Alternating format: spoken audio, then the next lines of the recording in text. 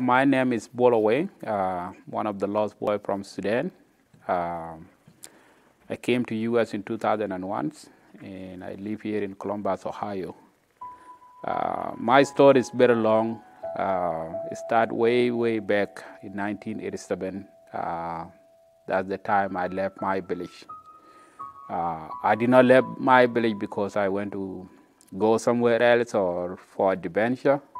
But one time in 1987, as a 6-year-old boy, I was attending the cow. That was my routine in my village, to take care of my father animal. So one day while I was out with the cows, I heard the sound of guns. And I was so scared what was going on. And then just as I was looking, then I saw the soldiers coming into my village, start shooting randomly, start burning down the tukos, start killing people. And that time I was too scared, so I just left the cow and then ran away. When I look back at the village, I see my village was on fire. I see the smoke everywhere. I hear sound of gun all over the place. So I keep moving, walking and walking, going farther away from my village.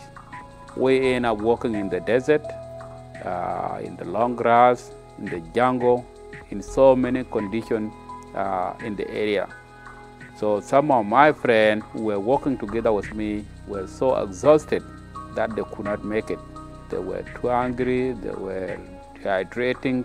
So many of my friends just give up, and when they give up, they will just sit down, and when they sit down, that's the end of their life. Another problem was the animal. We have so many animals that attack us on the way. That include the lions, and the only way to survive the lion attack was to climb the tree. It was not easy running away from the lion. Lion run faster than we do. So many of the boys were killed by the lion. We did not have anything to eat. So the only way to survive is to grab what is available in the jungle. But it turned out not all the fruit or leaves or anything that we ate was eatable. Some of those were poison, and that caused many of my friends to get sick, and eventually some even lost their life. And I found myself working for more than 7 weeks. And then we came to this location that we were told that this is Ethiopia. And when you are in this area, you will be safe. So we stay in that area for 4 years. And the situation in the camp, it was not easy. We had a lot of challenges. We did not have any proper health care. We had a lot of airborne disease. So many people lost their life. We did not have enough food that was provided by the United Nations. A lot of challenges take place in that area. That country of Ethiopia in 1991 had their own civil war. We were attacked, and we were forced to go back to Sudan, and we have to go across the river at the border at the gunpoint. So at that river, we had so many people who lost their life in the river. Many were captured by the enemy. It was a very short movement, and we lost so many lives. We ended up walking for another long distance from the border of Sudan all the way to Kenya. We arrived in Kenya in 1992. That's where I started going to school.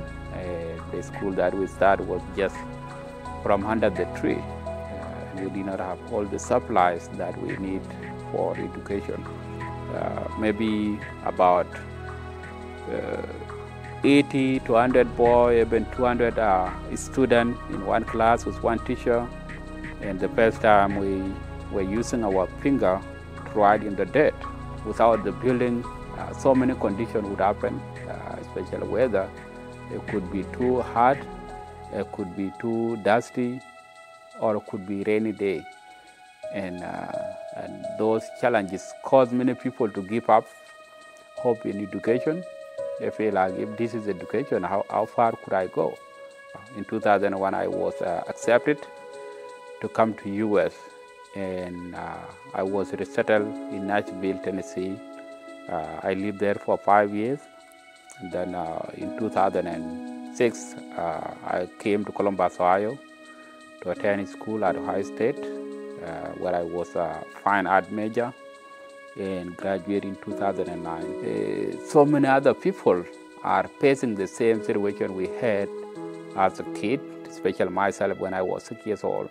If possible, we need to change some people's life. We could not change all people's life, but at least to make difference in other people's life, those who are facing the same situation we had when we were refugees.